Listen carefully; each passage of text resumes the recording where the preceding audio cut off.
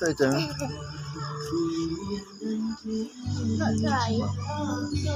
បងប្អូននេះញ៉ាំមីដុតបាត់ដំបងបងប្អូនណាបាទកន្លែងជ្រាបចំស្អាតបងប្អូននេះបាទធំទលាមានកញ្ចក់ក្នុងទឹកមានលក្ខណៈឧស្សាហ៍ខាងក្នុងខាងក្រៅមានទាំងអស់បងបាទនេះបាទមីដុតបាត់ដំបងមានអូនេះកន្លែងត្រី